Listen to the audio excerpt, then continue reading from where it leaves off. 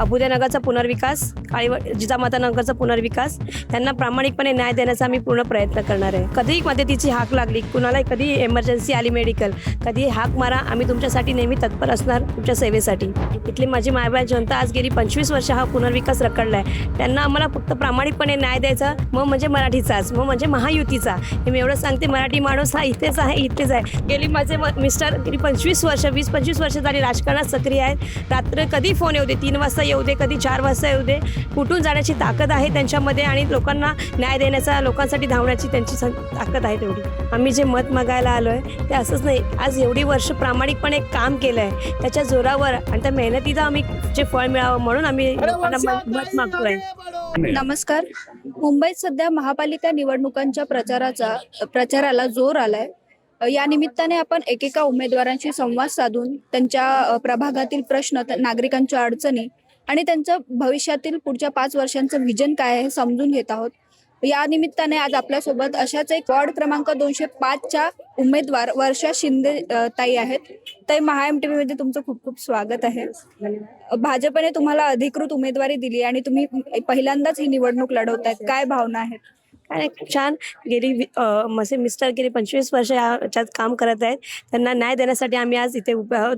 आज गेली 5-6 वर्ष मी भाजपची सक्रिय कार्यकर्ता आहे आणि मेन आमच्या या विभागातले मेन 3 प्रश्न आहेत. अभुदयनगरचा पुनर्विकास, जिजामाता नगरचा पुनर्विकास, त्यांना प्रामाणिकपणे न्याय देण्याचा आम्ही पूर्ण प्रयत्न करणार आहे. आम्ही आता येताना इथून बघितलं की खूपच छोट्या छोट्या गल्ली बोळातून असं लोकांना मार्ग काढावा लागतोय आणि इथे समजा एखाद्या दिवशी इमर्जन्सी उद्भवली, काही कोणाला मेडिकल इमर्जन्सी आली, तर मग कसं काय इथलं लोक गेला. आमचे इथले कार्यकर्ते एकदम सक्रिय आहेत. त्यांना आम्ही सर्वांना सांगितलं, कधीही मदतीची हाक लागली, कुणाला कधी इमर्जन्सी आली मेडिकल, कधी हाक मारा, आम्ही तुमच्यासाठी नेहमी तत्पर असणार, तुमच्या सेवेसाठी. या प्रभागातल्या अशा कुठल्या प्रमुख समस्या आहेत ज्या तातडीनं सोडवणं गरजेचं आहे असं तुम्हाला? या प्रभागातल्या मुख्य त्याच समस्या आहेत ज्या मी तुम्हाला बोलले. पुनर्विकास.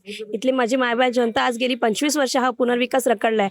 त्यांना आम्हाला फक्त प्रामाणिकपणे न्याय द्यायचा प्रयत्न आम्ही करणार आणि तो करतच राहणार.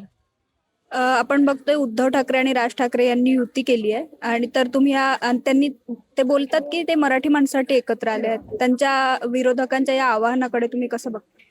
बघा, मराठी माणूस हा मग म्हणजे मराठीचाच, मग म्हणजे महायुतीचा. हे मी एवढं सांगते, मराठी माणूस हा इथेच आहे, इथेच आहे. जे गेलेत ना मराठी, जे बाहेर पाठवले ते त्यांनीच केले सर्व.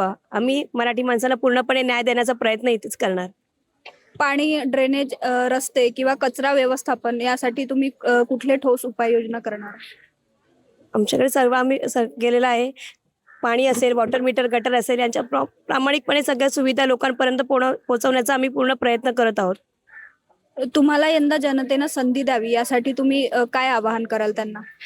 आम्ही जे मत मागायला आलोय ते असंच नाही, आज एवढी वर्ष प्रामाणिकपणे काम केलंय, त्याच्या जोरावर आणि त्या मेहनतीचं आम्ही जे फळ मिळावं म्हणून आम्ही लोकांना मत मागतोय.